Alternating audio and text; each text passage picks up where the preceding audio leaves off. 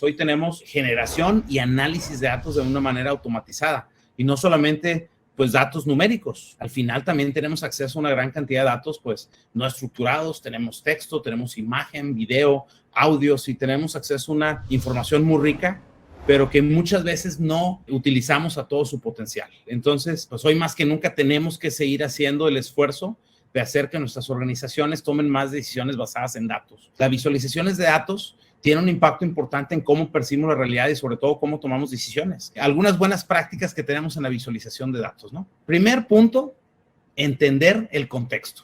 Muchas veces empezamos a armar nuestro PowerPoint sin preguntarnos bien el contexto del trabajo que vamos a hacer. Segundo, analizar los datos.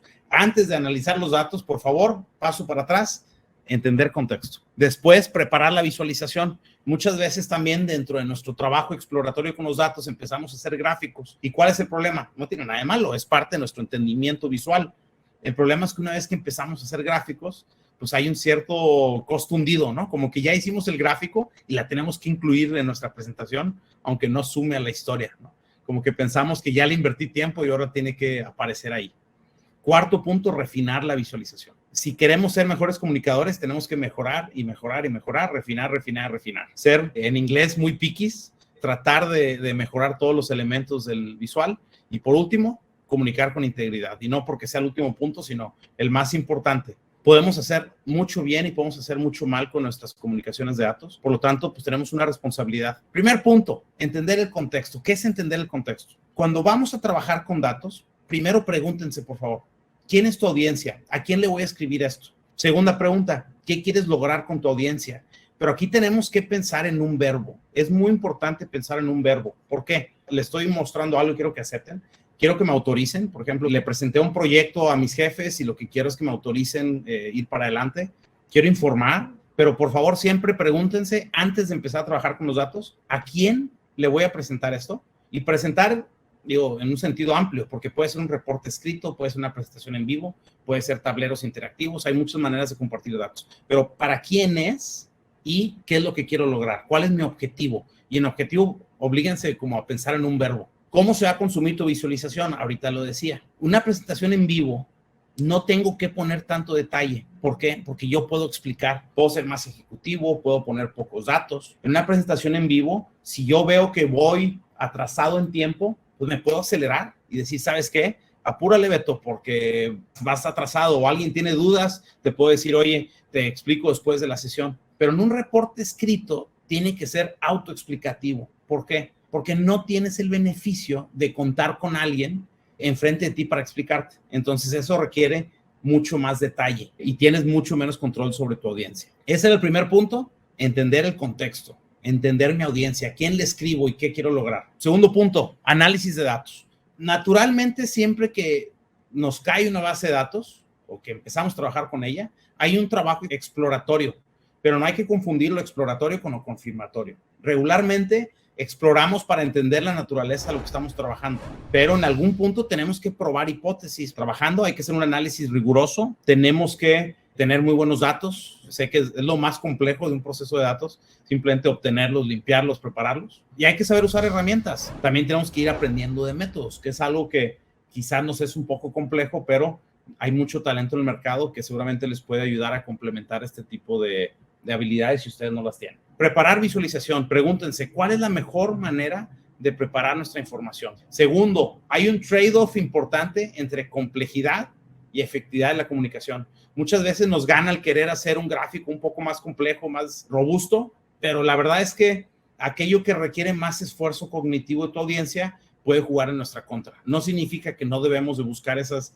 análisis magnánimos, sino tenemos que saber que simplemente hay una tensión entre complejidad y efectividad, ¿no? Y debemos de refinar la visualización.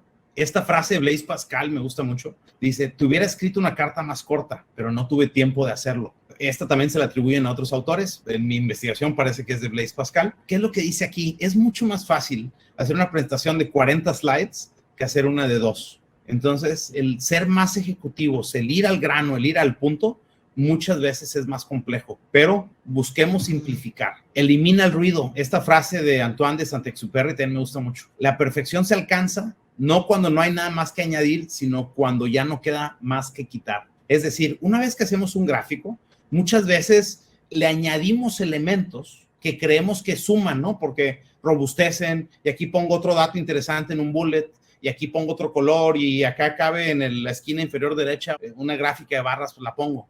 La cosa es que lo que no suma resta. Entonces, elimina el ruido. Todo aquello que no suma a tu comunicación resta. Entonces, tenemos que buscar simplificar y quitar todo aquello que distrae. Y pues la idea es perfecciona y perfecciona. Tenemos una responsabilidad de comunicar con integridad, no mentir o engañar a la audiencia de una manera deliberada. Todos tenemos de cierta manera el interés de mostrar que nuestro proyecto va bien. Oye, queremos venderle a un cliente, queremos de cierta manera comunicar nuestros datos con una perspectiva un poco más positiva. Somos moralmente responsables de lo que comunicamos. Es una frase de Alberto Cairo, un líder en el campo de visualización de datos. Tenemos una responsabilidad de comunicar nuestros datos porque nuestros datos pueden determinar a quién corren o a quién contratan, en qué país se invierte y en qué país se desinvierte, a qué empresa se compra y cuál no. Reconozcamos, por favor, esa integridad que debe ser parte de nuestro día a día en cómo comunicamos datos. Tenemos que aprovechar la disponibilidad de datos y el avance tecnológico para tomar decisiones informadas en datos en nuestras organizaciones. Hoy ya no tenemos ninguna excusa para no utilizar datos para tomar decisiones. Ojo, el Excel no va a sustituirte como directivo o empresaria, complementa. Hay una frase muy buena de Eric Brynjolfsson que dice, la inteligencia artificial no va a sustituir a los directivos, pero los directivos que sepan usar la inteligencia artificial van a sustituir a aquellos que no la sepan usar. Tenemos que generar una cultura del uso de datos en nuestras organizaciones. Y como pudimos ver en esta sesión, la visualización de datos tiene un efecto importante en cómo vemos la realidad y sobre todo cómo tomamos decisiones. Pues bueno, les agradezco, les deseo todo el éxito del mundo y toda la salud. Un fuerte abrazo a todos.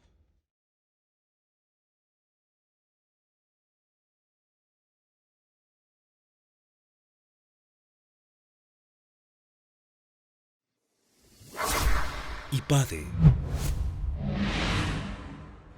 The World Calls.